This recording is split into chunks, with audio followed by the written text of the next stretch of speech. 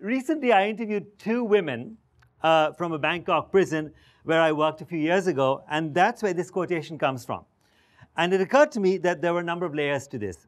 Trash represents all the imperfections, unnecessary aspects of our daily lives, and we dispose of them into a waste bin, and they get collected and taken somewhere, we don't know where. And they are no longer a problem for us, or so we think.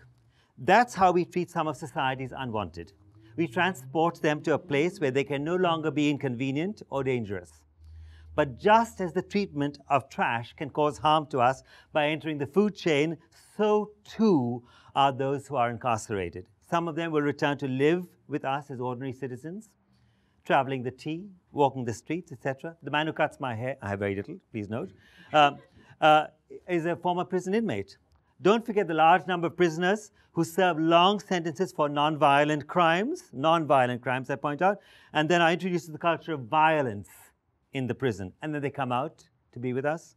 And what about those who are wrongfully convicted, and there are many of them, and are completely innocent? And what about those who are in there for life and are making an impact on the whole prison, on the guards, the staff who live on the outside, on their families and friends, and so on?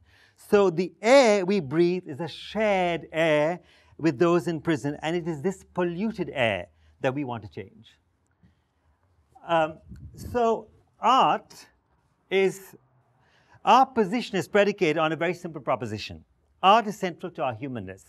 We know that our cave ancestors obtained a survival advantage by being able to communicate through art, through metaphor. They use communal art to bond together, and they use music and ritual in everyday life to inspire, to console, and to transmit information. So we are genetically hardwired to make art, not to consume art, but to make it. Therefore, if art is part of our humanness, then it is an essential and vital human need, and no one should be deprived of it, not the sick, not the poor, not the elderly, not the demented, not the mentally ill, and not the imprisoned. We do not lose our right to food and water when we are imprisoned, so why should we lose access to music? But the voice in the body may well be dormant and undiscovered, for we are all creatures and victims of the commodification of art, the musical product. For centuries, the ephemeral arts, like theater and music, were seen and heard simultaneously. You could not be in the presence of music without seeing music. You heard music and you saw music. You saw the musicians and you heard them. And you had to, and it was the same with theater. Now we have become habituated to listening to music without being with the performer. We consume theater on television, and we have lost the ability as a society to make art as part of everyday life, to sing, to dance, to write, to paint, to carve, to tell stories, and to create narrative. But what is particularly dangerous about this is the professionalization of the art form that has become the cultural standard. Now, the only music that ordinary people usually hear is the music made by professionals and professionally produced, and this has become the dominant and the superior manifestation of the art. Therefore, our work seeks for the art making for all in our group without exception. Everyone can sing. And everyone can find a way to express themselves through art. Our teaching seeks to unlock these capacities, and indeed, this is the essential aspect of building artistry. In our groups, we have to relearn the value of the process, because it is in the art-making process that artistry is built and that lives are changed. We all know how profoundly moving it is to see little children make music. And yet, we try capturing their final product in a recording. Well, it never quite does it justice. The amateur is never going to sound as good as the professional, and this once again, is where the process needs to be emphasized. And when one of our prison students finds his or her voice for the first time, we experience an empowering moment. We experience a moment of unparalleled beauty, which is what here, it's sometimes the product defeats the imperfections the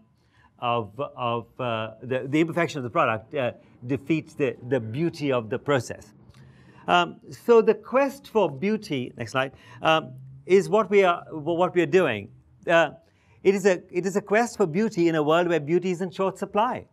not the beauty of the manufactured, as Hedges talks about in Empire of Illusion, The End of Literacy and the Triumph of Spectacle. This is a wonderful book which I recommend to you. It's called Empire of Illusion, The End of Literacy and the Triumph of Spectacle, which is what confronts American society today. But the beauty that is created with authenticity and sincerity.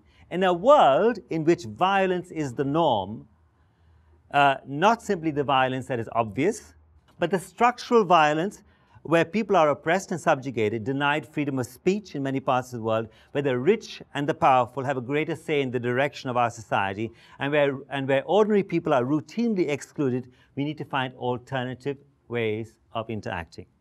This is central to our work, that the arts are a polarizing groundswell against the forces of violence and hate. This is not natural for art. After all, art has no monopoly on goodness. It's not as if art is necessarily good. It's not as if music is good. Music can be bad. Hitler used music. People went to war with the accompaniment of music. The bombing of Iraq was accompanied by music. Music can reinforce notions of supremacy, of superiority. Music can be elitist. Music can be everything. That's the glory of music, that it can be everything that we want it to be. That's why it's not just music can be. Music is good. It's not is good. We have to make it so. It's not that music education is good. We have to make it so. And that's essentially what we are doing. We are trying to do here. And so you can interrogate us, and we, it's not as if we figured out the solutions, but that's what we're trying. Those are our goals. So we do that through, as Jamie was talking about, through the next slide, the culture of dialogue versus the culture of monologue. We could have gone into the prison and taught them the masterworks, We could have got them sit behind desks and learn to appreciate music. With week 1, it could have been Dufay. Week 2 is Josquin. Then we could have gone to Beethoven and the other Bs and so on. But we opted for active music making, as in a choral program. We acted for active music making, not as in a choral program, simply speaking, because a choral program is also about lining people up and getting them to follow instructions.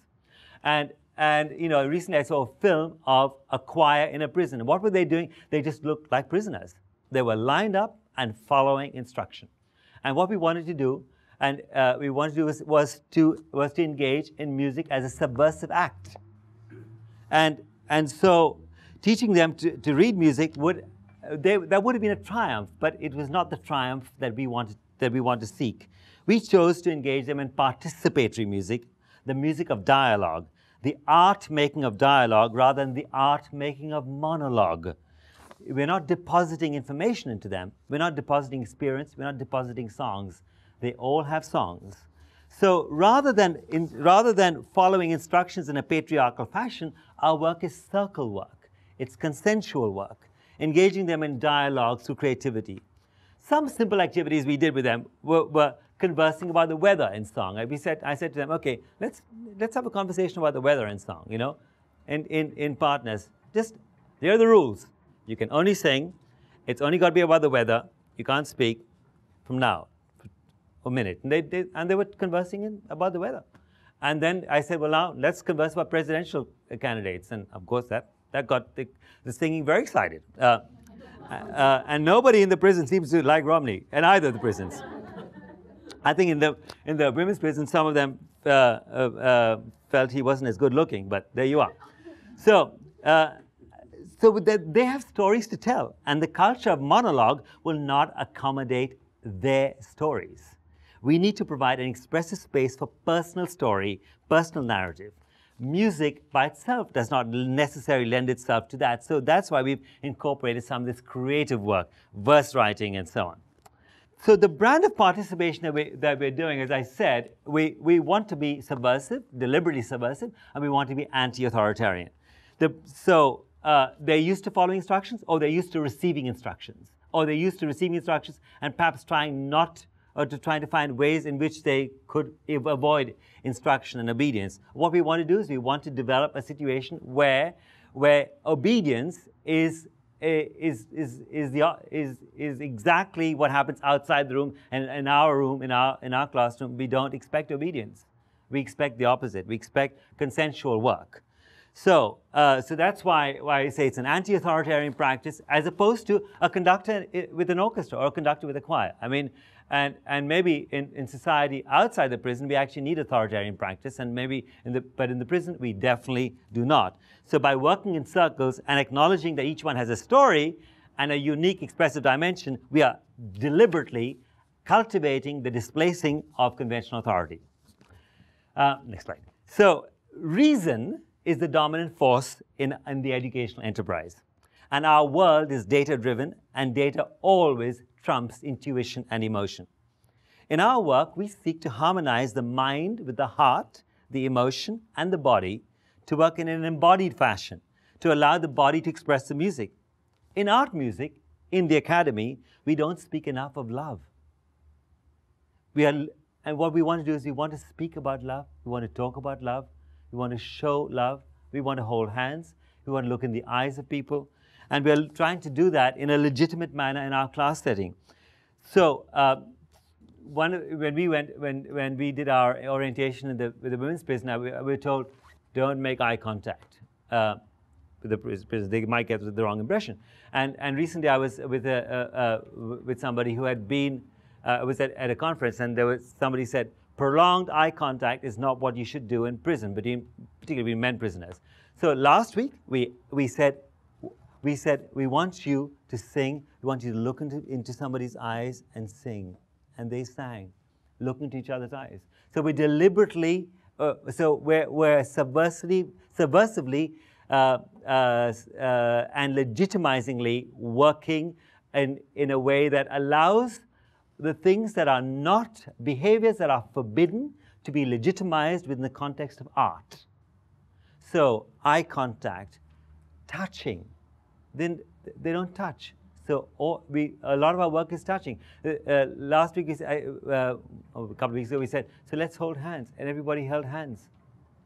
And so this is funky work, right? So through the communal activity, we learn to respect and to earn respect, to show tenderness and to experience vulnerability.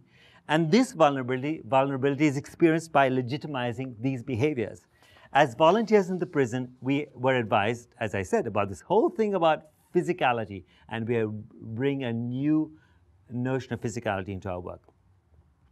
Our prisoners are learning that taking risks is essential, but not the risks that they may have been used to. The risks of singing out loud, the risks of touching, the risk of telling yourself in song. These are the risks that we should all take.